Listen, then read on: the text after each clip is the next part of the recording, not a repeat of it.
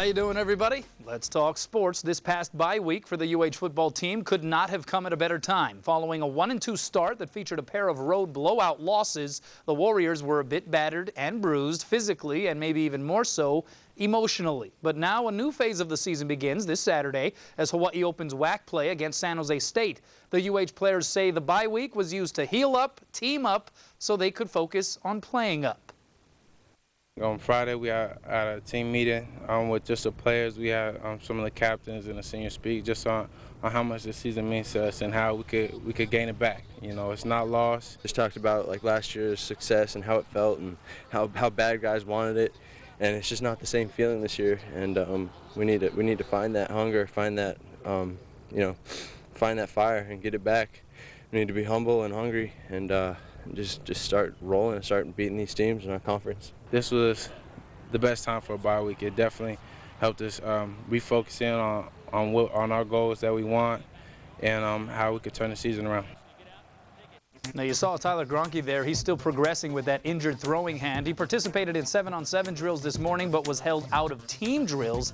He is still expecting to be good to go, though, this Saturday versus the 2-2 Spartans. Kickoff at Aloha Stadium is set for 6:05. Extra day pays off this week because they had a bye. Warriors with 5 days of work after 3 days off.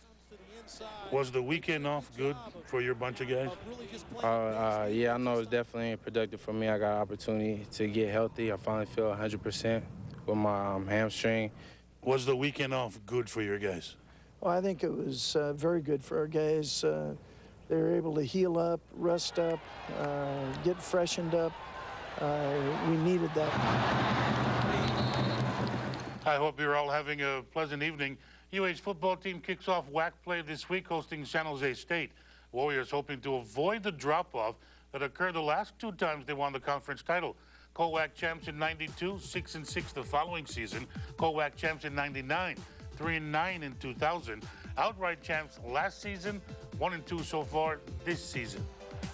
We want to win every single game that's on our schedule, but we weren't able to, and we kind of just got to get over that fact, no matter all the stuff that we wish we could do, we can't do them anymore. So right now we put everything to the side and just focusing on San Jose. This is our first step in climbing that hill where we want to be at the top. To be at the top, you got to take every game at one time. So, I mean, we're ready to defend our WAC championship. People don't understand that. We want to win the WAC, but we're also defending WAC championship, so we got to have that hunger again. Friday, we had a team meeting with just the players. We had some of the captains and the seniors speak just on how much the season means to us and how we could gain it back. It's not lost. And with 2 road trips in their first 3 games, Warriors are happy to open their conference schedule at home. Being at home is great for us. I mean, that's why I keep asking for the 12th man and our fans, and I know they're going to be there and help us with this ball game, and we're going to really need them. But being home is such a shot in the arm, and our players play for Hawaii and play for the fans, and they know they're here, and they're really going to help us. WAC opener for both teams. Spartans are 2-2.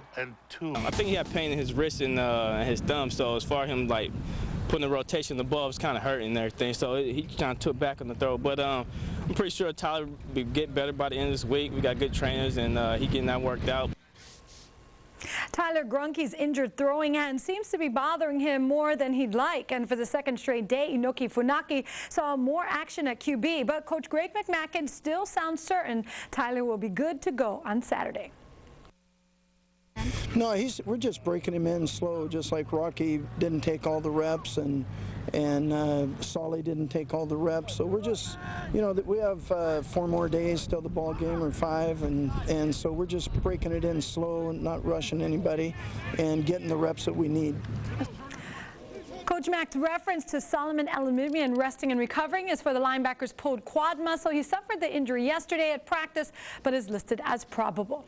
This week's WAC opener is already getting some competition. UH is closing off its practices in Manoa to the public starting tomorrow and for the rest of the week. And turns out San Jose State is being just as secretive. Dick Tomey's team is expected to arrive on Friday with no final walkthrough scheduled at the Aloha Stadium. Former Warrior Davone Bess has become quite a playmaker for the Miami Dolphins, especially on special teams. It's a lot for a rookie and an undrafted free agent at that. My whole mindset coming in, to the Miami Dolphins is, just trying to, obviously make the team first of all, and then wherever it goes from there, just to keep working. I've been through it, a whole lot, throughout my, career playing football, and I knew this wasn't the end of it. This was a great opportunity for me to come in and contribute right away. At receiver, Bess has 4 catches through 3 games, but has more than 200 yards for returning 2 punts and 7 kickoffs, taking away some special teams duties from Tedgen Jr. Ted is a great punt returner, and a kickoff returner as well. I don't take anything from him, but one of the things the coaches were stressing to me, just get north from south, So that's my whole philosophy, obviously field the ball, look it in, and then just go. It's part of why the Finns wanted Bess. At UH, he returned 23 punts for an 11.2-yard average over his career. Well, coming up their bye week, the University of Hawaii football team ready to defend the conference title. They get down to business against San Jose State this weekend. They're coming to town, also ready to reassure their worried fans and prove to them that the team is for real. K5's Jason Tang has a report from Manoa. We're going to win the ball game. Losing is unacceptable.